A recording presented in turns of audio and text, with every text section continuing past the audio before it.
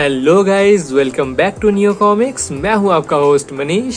और दोस्तों, रिसेंटली हम बन चुके हैं अब 900 सब्सक्राइबर्स का एक फैमिली, और इसी खुशी में मैंने सोचा कि क्यों ना चलिए आप लोगों के लिए मैं एक रिव्यू वीडियो लाऊं जो बहुत दिनों से पेंडिंग है और मच अवेटेड है। सो गाइस, इंडिया ड्रीम्स के अनबॉक्सिंग के टाइम से ही मेरे पास रिक्वेस्ट आ रहे हैं कि भाई जल्दी इंडिया ड्रीम्स का रिव्यू लाओ, and finally the day has come and today I will be reviewing India dreams from Om books international. So guys, बिना देरी के चलिए शुरू करते हैं ये रिव्यू।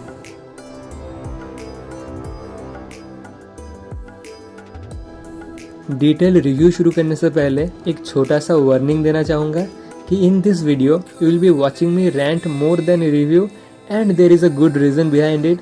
सो गाइस, अब तक मैं ढेर सारा कॉमिक बुक्स या कॉमिक बुक सीरीज रिव्यू कर चुका हूँ, but trust me, never ever have I been this undecided and conflicted while reviewing a comic book series.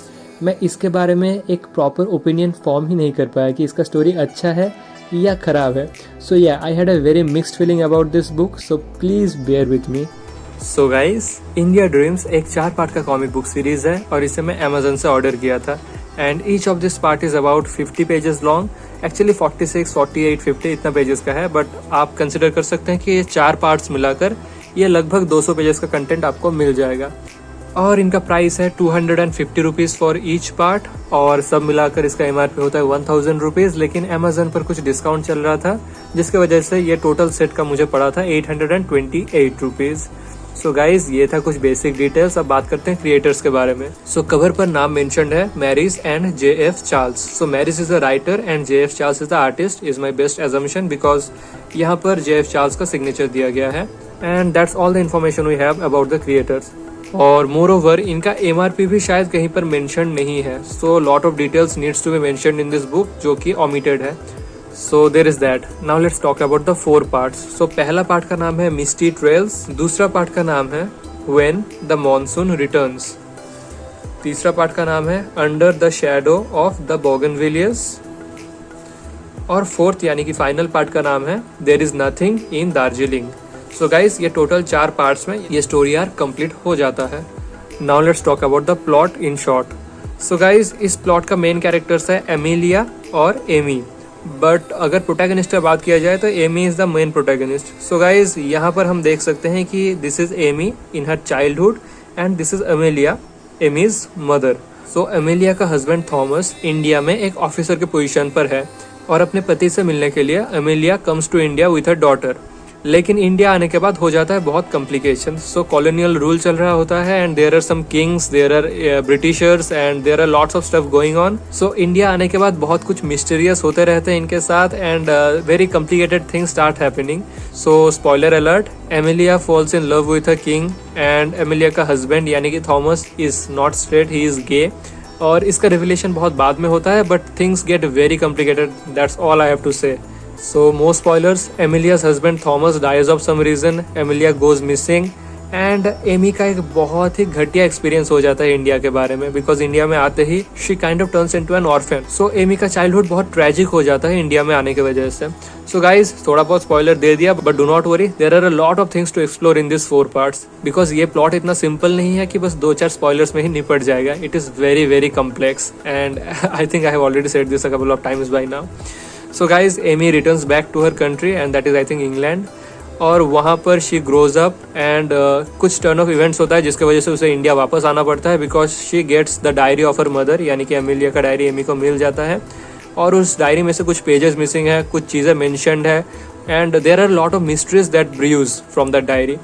सो उसी को सॉल्व करने के लिए Amy comes with a person back to India, और India में इस बंदे के साथ जब एमी आती है तो इंडिया में आने के बाद बहुत कुछ एमी को और पता चलता है। And make no mistake guys, by now Amy is also an adult. Amy अब ये बच्ची नहीं है, so she has grown up, and she is trying to figure out what had actually happened to her father and what has happened to her mother as well. So ये सारा जो mysteries है इनको सॉल्व करने के लिए Amy वापस India में आ जाती है, and she has some helps, because अकेला एमी के लिए इम्पॉसिबल होता है ये सारा मिस्ट्रीज को सॉल्व करना।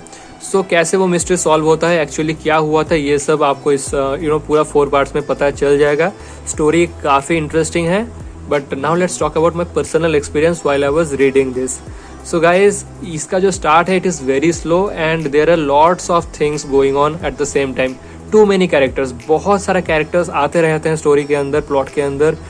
And some of the characters are not that significant, but then again you will have to remember their face and name because otherwise आप story समझ नहीं पाएंगे जब आप आगे पढ़ते रहेंगे.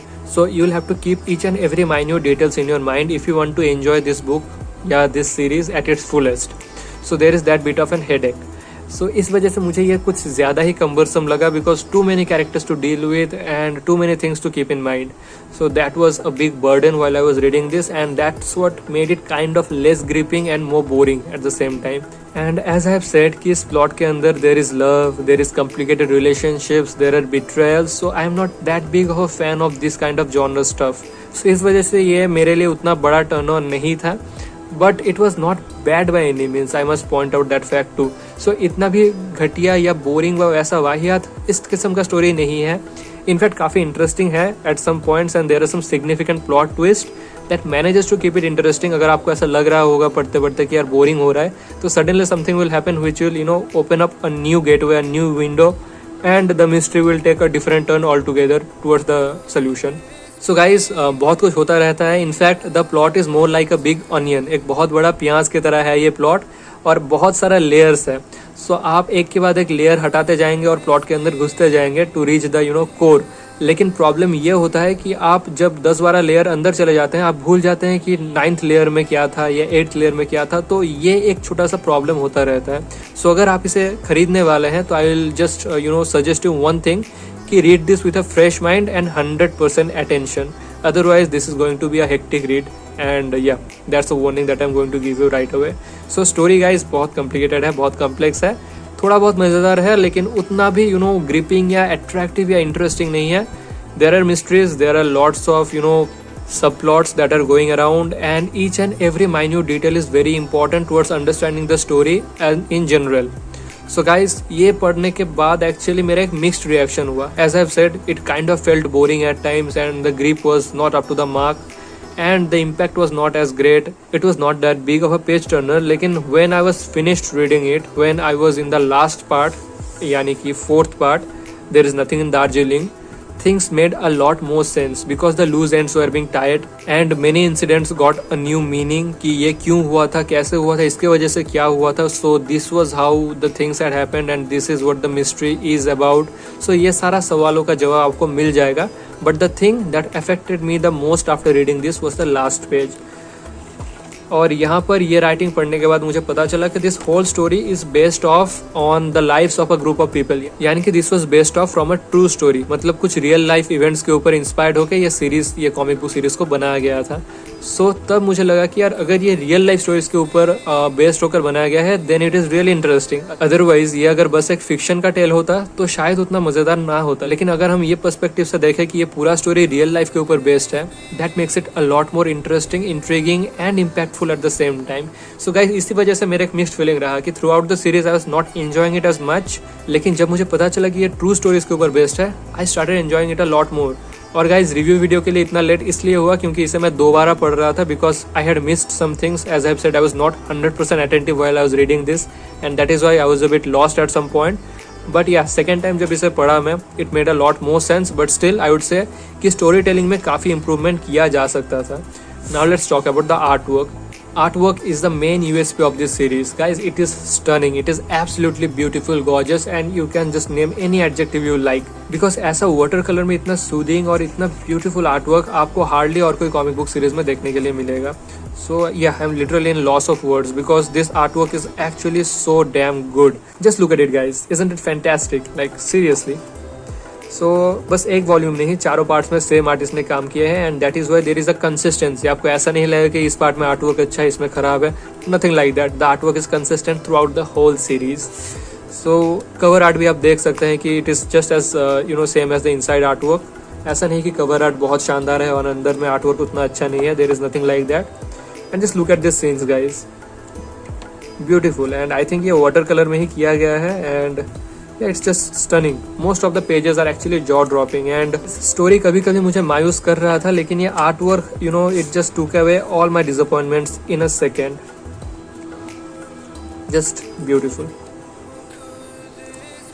और बस एक दो पैनल नहीं, it is consistent throughout the pages. ऐसा नहीं कि एक पेज में बहुत ज़्यादा डिटेलिंग है and it is very scenic and beautiful and other pages और other panels are not as good. There is nothing like that. हर एक पैनल में आर्टिस्ट ने अपना 100% दिया है और ये पूरा झलक रहा है इस थ्रू आउट द सीरीज़ में। सो या this is the final part. इसका भी आर्टवर्क दिखा देता हूँ कुछ।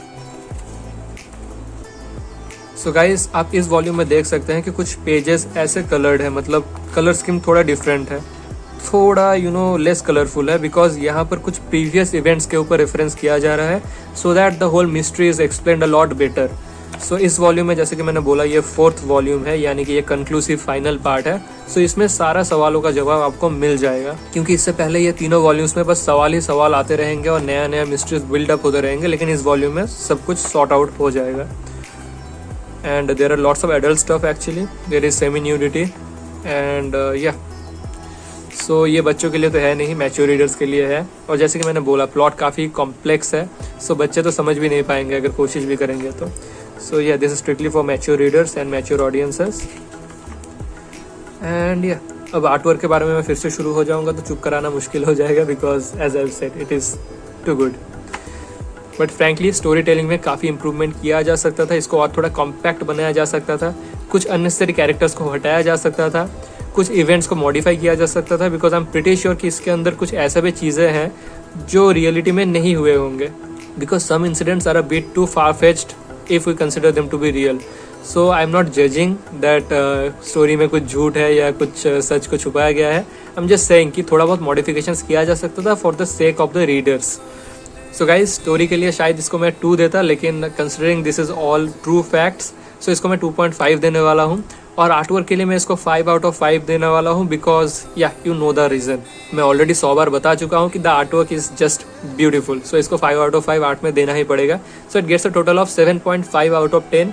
But is it a must buy? I would not say so. मुझे ये मस्ट बाय नहीं लगता है, and the reason is simple. The genre, the kind of things that this 4 parts touches on is not everyone's cup of tea. सबको ये पसंद नहीं भी आ सकता है। पर्सनली मैं खुद इतना एंजॉय नहीं कर पाया इसको। So yeah that is my personal opinion. आप इसे ज़रूर ट्राई आउट कर सकते हैं, it is totally up to you. So अगर आप डायमेंशंस का भी बात कर ले तो it is pretty large actually. Like let's compare it with a standard sized comic book. So आप देख सकते हैं कि एक स्टैंडर्ड साइज्ड कॉमिक बुक से ये काफ़ी बड़ा है। So considering that and that each volume is about 50 pages, so उसके हिसाब से प्राइस जस्टिफाइड है, it is very reasonable. So 250 rupees for 50 pages of this large format is a decent price in my opinion. और pages भी guys glossy है, सो ऐसा नहीं कि कलर्स खुल के नहीं आ रहे हैं या something like that. So reading this book is going to be a beautiful experience, but as I have said the story might not be very enjoyable for everyone. So with that being said guys, I will wrap up this video here. आशा करता हूँ ये video आपको काफी अच्छा लगा है, और अगर लगा है तो कीजिए इस वीडियो को फटाफट लाइक, शेयर और चैनल को कर लीजिए सब्सक्राइब। सो गाइस, मिलता हूँ मैं आप लोगों से अगले वीडियो में, तब तक के लिए टेक केयर, बाय बाय।